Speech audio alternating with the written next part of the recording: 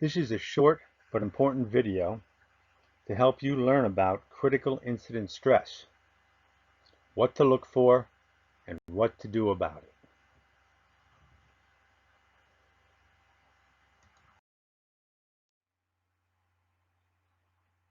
Take a few minutes to consider these three examples of difficult scenes, each of which represents a critical incident. Do any of these critical incident scenarios sound familiar? If they do, you need to know three things.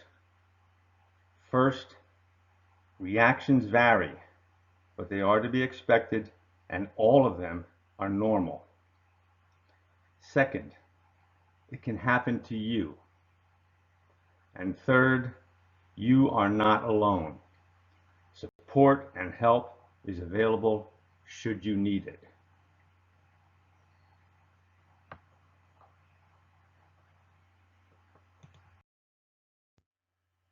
In 2019, the Eastern Division's safety team surveyed patrollers about their critical incident experiences. The results of this survey, which will be discussed later, were very revealing and, to a degree, alarming in regard to the extent of potential critical incident stress injury among patrollers in the division. Therefore, in 2020, the Eastern Division Patroller Stress Awareness Task Force was impaneled under the auspices of the safety team. One of the goals of the task force is to create and deploy CISM awareness and pre-incident education programs for patrollers. The belief being that pre-incident programs like this one are perhaps the most important component of CISM programming.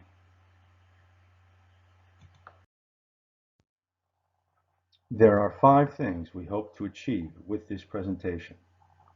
First, you will come to know and understand key CISM terms. Second, you'll become more familiar with the reactions you may experience subsequent to your involvement in a difficult scene. Third, you will come to understand that all such reactions, including no reaction at all, are normal. Fourth, you'll have learned how to take care of yourself. And fifth, you will have become familiar with the support available to you should you need and want it.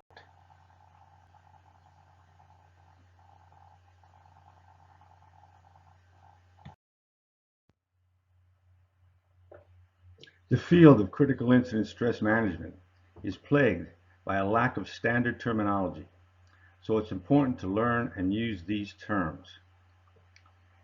Critical incidents, sometimes referred to as disruptive events, are unusual events or situations that cause you to react in an unusual way and to experience uncomfortable or distressing emotions, thoughts, and behaviors.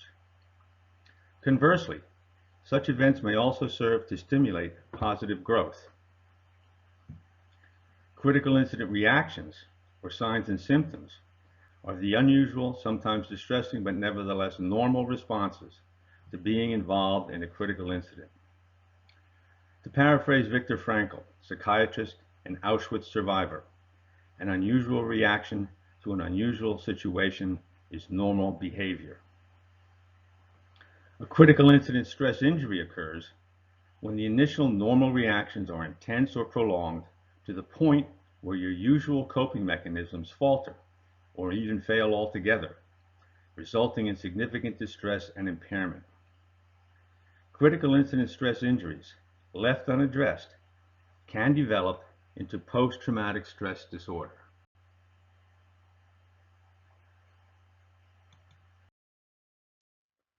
Critical incident stress management, or CISM, is a term used to define a set of supportive interventions designed to promote personal resilience, prevent stress injury, and assist the return to your pre-incident state. While it is akin to psychological first aid, it is neither counseling nor therapy. CISM components include pre-incident education, this presentation being an example. Effective pre-incident education lays the foundation for resilience and recovery. When patrollers are informed about the signs and symptoms of critical incident stress before they ever experience it, they have a frame of reference for when reactions do occur.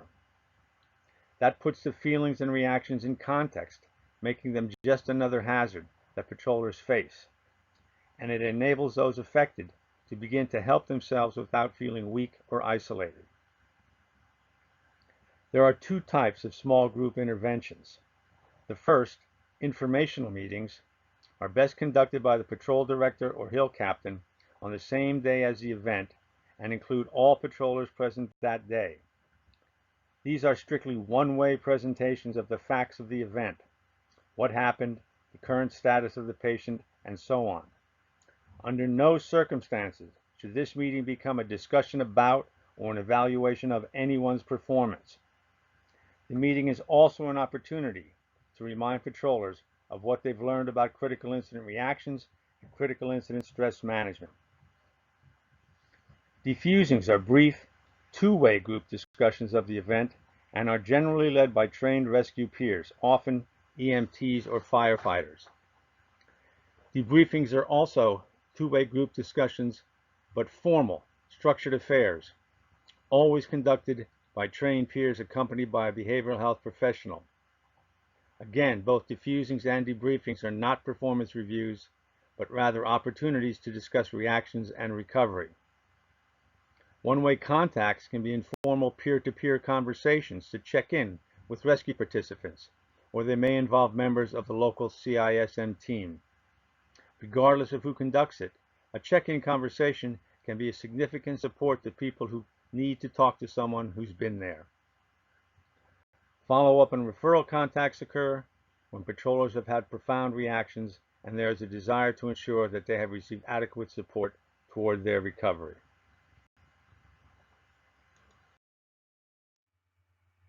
For patrollers, like other emergency responders, any rescue may, in fact, become a critical incident. Certainly there are the obvious situations: fatalities, near fatalities, just plain nasty wrecks where rescuers are obviously shaken and expected to be so. Scenes involving people we know, especially other patrollers, also fall into this category. Then there are the not so obvious, when a relatively routine scene triggers a profound reaction. For example, my friend Tony once assisted the packaging and transport of an 8-year-old snowboarder with a shoulder injury, and when it was all done, broke down in tears for reasons he could not figure out. It turned out that the snowboarder very much reminded him of his own son. This is called psychological proximity, and it occurs more often than you may think. The key point here is that any rescue can trigger a stress reaction. This is the case because it is how you perceive and subjectively experience the event, rather than the nature of the event itself, that makes it critical for you personally.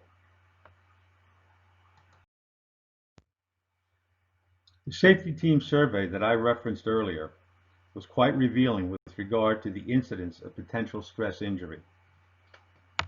First, 65% of the approximately 700 respondents who said they had been directly involved in a severely traumatic rescue reported that they had been shaken in some way by the experience.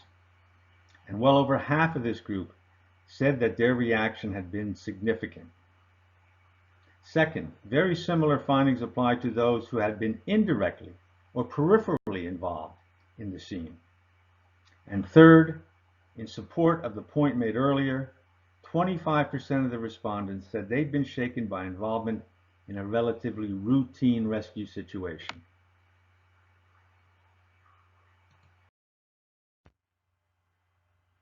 Three points need to be stressed here. First, critical incident reactions are specific to an individual. That's why no two patrollers react to the same scene in the same way. Second, while normal is different for everyone, all critical incident reactions are normal. And third, critical incident reactions are not indicative of illness or weakness. They are an indication that your coping capacity has been strained.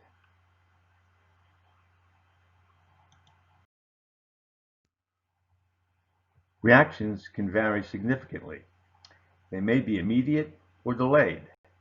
They may be mildly to profoundly distressful and or growth promoting, and they may be short-lived or long-lasting. Regardless, the most common reaction to a disruptive event is to eventually rebound or bounce back. Recovery and coming back from adversity is a natural human response and generally occurs within 3 to 7 days. Indeed, 90% of people will experience a potentially traumatic event during their lives, but fewer than 6% will go on to develop PTSD.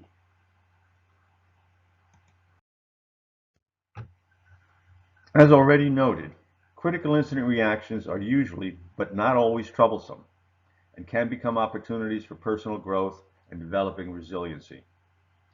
Of the distressing reactions, the more common, in my experience, are difficulty sleeping, thoughts about the event or pictures in your head that keep coming back, irritability, and withdrawal from family, friends, and colleagues. The list here is by no means exhaustive, so please visit the Division Safety Team's webpage for more information.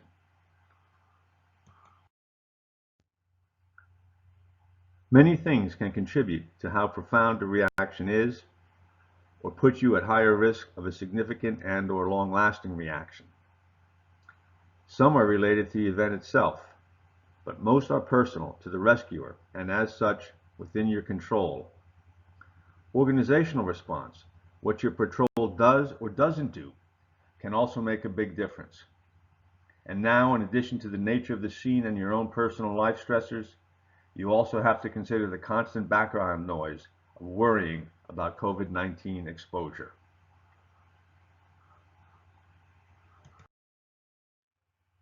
Event-related risk factors include severity of the injuries incurred and trauma inflicted, as well as the number and age of injured patrons, your role in the rescue, first on and in charge as opposed to arriving later, as well as how long or complicated the rescue is, can also make a difference.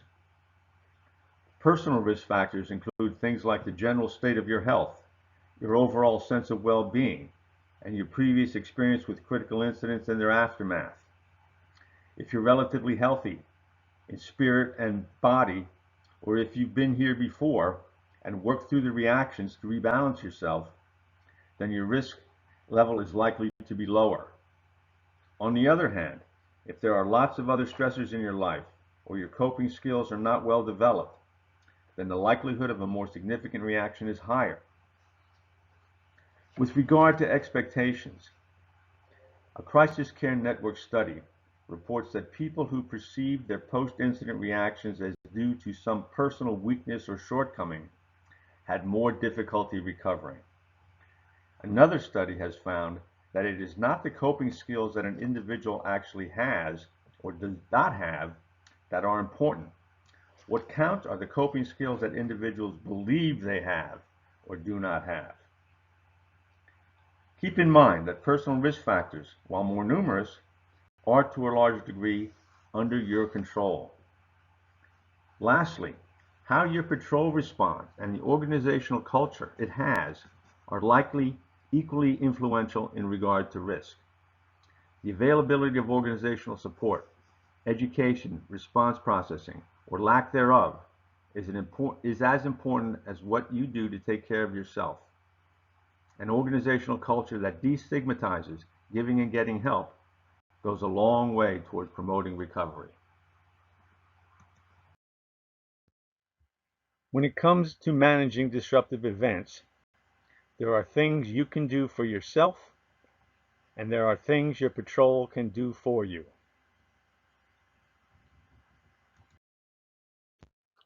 This is the wallet card created by the Patroller Stress Awareness Team for distribution to all patrollers in the Eastern Division.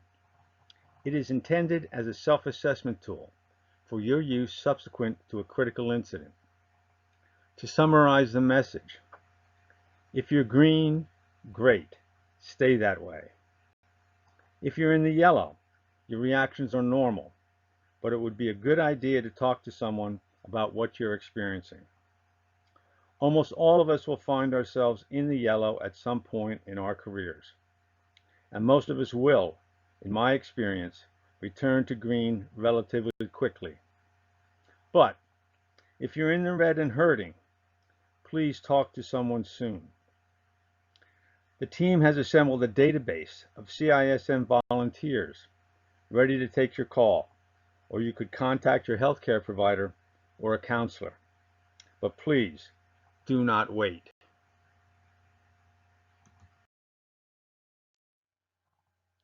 This is the back side of the wallet card.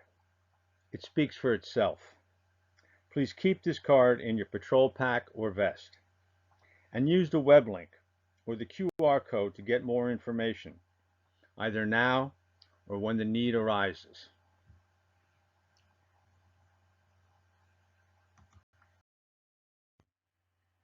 Minimizing the risk of a profound reaction is very much a matter of doing things to stay healthy, both physically and mentally. Things like eating and sleeping well, staying fit, maintaining positive relationships, and the like. While none of us can be stress-free, we can develop the coping skills that allow us to control and master stress. There are a lot of misconceptions about resiliency, but it is not a trait you either have or don't have, nor is it being immune to stress or being tough. In fact, resiliency is a skill and a capacity that can be learned by and developed in anyone. Unfortunately, it's also a topic we don't have time for here, but resiliency building resources will be posted to the Stress Awareness webpage. Here's a partial list of things you can do for yourself to promote recovery and return to green. Talking is at the top of the list for good reason. Share your experiences with people you trust, your family and your fellow patrollers in particular. Recent studies indicate that hard exercise is a good way to dissipate stress-related hormones, so it should probably be one of the first things you do. And working to return to your usual routine and schedule can also be very effective.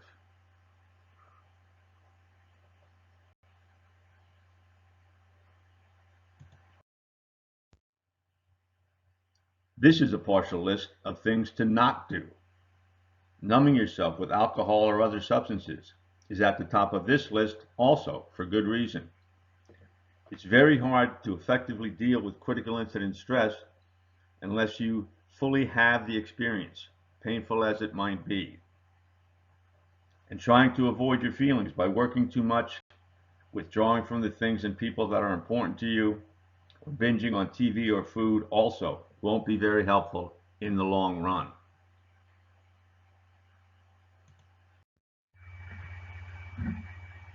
When it comes to effectively responding to and recovering from critical incident stress, you are not alone. The Eastern Division Safety Team has prioritized informing and educating patrollers by means of this presentation and by compiling an online library of articles, white papers, and other CISM resources. A database of peer support resources has also been developed. Most of these programs are staffed by volunteers from the first responder community, people like EMTs, firefighters, and other rescue personnel, as well as volunteer behavioral health professionals. The goal is to make access to support as simple as making a phone call. Efforts are also underway at the regional and local patrol levels to ensure that leadership is aware of these resources and how to use them when they're needed. But at the end of the day, it's up to you to take action on your own behalf, to ask for help, to make a phone call.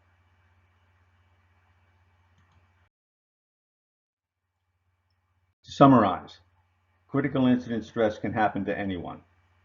Second, while we all react in our own way, all reactions are normal. And third, you need not be alone. Remember, asking for help is not a sign of weakness, but rather a sign of strength. To learn more, visit the Division webpage or on your smartphone, go to bit.ly/nspcis.